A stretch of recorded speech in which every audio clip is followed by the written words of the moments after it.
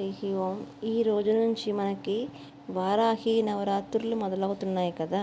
వారాహి నవరాత్రులనే గుప్త నవరాత్రులు అంటారు. ఏంటండి గుప్తం, ఏంటి రహస్యము అంటే, అంతటా వ్యాపించి ఉన్న భగవంతుణ్ణి తలుచుకుంటే, ఆరాధన చేస్తే, మనం కొన్ని వదిలేస్తే భగవంతుడు మనకిచ్చే ఫలం ఏదైతే ఉందో అది రహస్యం.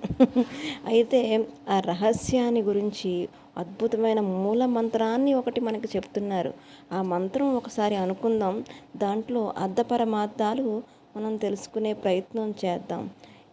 ఓం ఐం హ్రీం శ్రీం ఐం గ్లౌం ఐం నమో భగవతి వార్తాళి వార్తాళి వారాహి వారాహి వరాహముఖి వరాహముఖి అందే అందిని నమః రుందే రుందిని నమః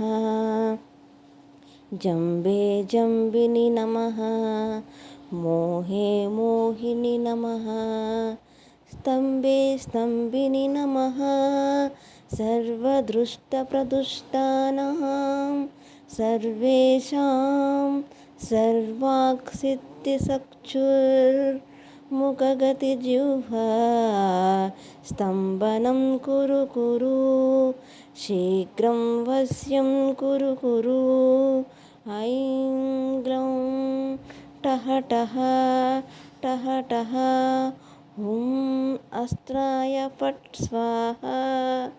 ఇది మనకి ఉన్న అద్భుతమైన వారాహి మంత్రం అన్నమాట.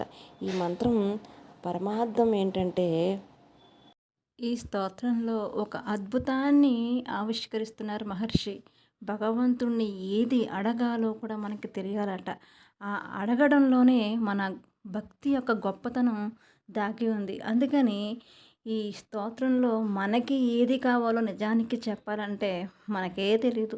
అందుకని ఋషులు వాళ్ళ తపస్సు శక్తి చేత మనకి ఏది కావాలో, ఏది ఎలా అడగాలో స్తోత్రం చేసి చెప్పేశారు.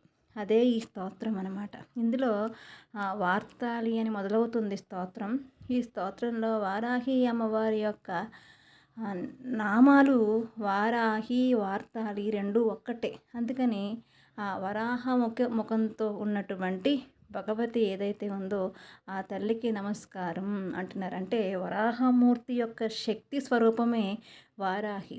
అంటే వరాహ రూపంలో ఉంటే పురుషుడిగాను, వారాహి అంటే స్త్రీగాను మనం ఆరాధన చేస్తూ ఉంటాం. అయితే అటువంటి అమ్మని ఏమంటున్నారంటే, నందే నందిని నమః అంటే అంధత్వం కలిగించే వాటిని నాశనం చెయ్యమ్మా. అంధత్వము అంటే అజ్ఞానం, అజ్ఞానాన్ని నాశనం చెయ్యమ్మా. రుందే రుందిని నమః ఏదైతే అజ్ఞానానికి అడ్డుగా ఉంటుందో దాన్ని నువ్వు నాశనం చెయ్యమ్మా.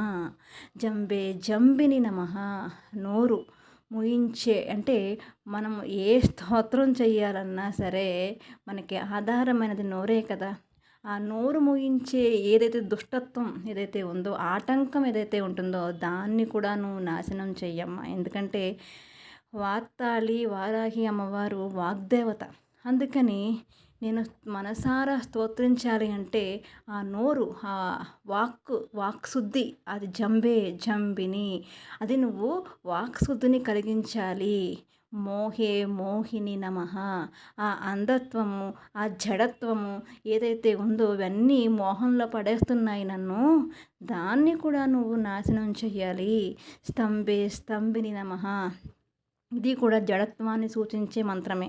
ఆ జడత్వాన్ని, ఏ జడత్వం ఈ జన్మలో కాదు, జన్మ జన్మలుగా వస్తున్న ఆ జడత్వం ఏదైతే ఉందో, తమో గుణం ఏదైతే ఉందో, ఆ సర్వ దుష్ట ప్రదుష్టానం దుష్ట శక్తులు ఏవైతే ఉన్నాయో, బయట ఉండే దుష్ట శక్తులు కాదు, నాలో ఉండే దుష్ట శక్తులను నువ్వు నాశనం చెయ్యాలమ్మా అని చెప్పి ప్రార్థన అనమాట. ఎంత అద్భుతమైన శ్లోకాన్ని ఇక్కడ ఆవిష్కరిస్తున్నారు. మనస వాచ కర్మణ త్రికరణ శుద్ధిగా భగవంతుణ్ణి మనం ఏది అడిగితే అది ఇస్తాడు. ఎందుకంటే ఆయన కరుణా స్వరూపం కాబట్టి. ఇటువంటి మంత్రాన్ని మనం ఎప్పుడూ కూడా త్రికరణ శుద్ధిగా జపం చేసి సద్వినియోగం చేసుకోవడమే ఈ మంత్రం యొక్క ముఖ్య ఉద్దేశం. కాబట్టి ఈ వారాహి నవరాత్రులనే కాదు, మనం ఎప్పుడూ భగవంతుని ప్రార్థించాలంటే మనకంట మన బుద్ధి బాగుండాలని, ఆ బుద్ధి బాగుండే స్తోత్రమే ఇదన్నమాట. కాబట్టి మనమందరం దీన్ని ధ్యానిద్దాం, అనుభవిద్దాం, అమ్మవారి అనుగ్రహాన్ని పొందుదాం. హరి ఓం.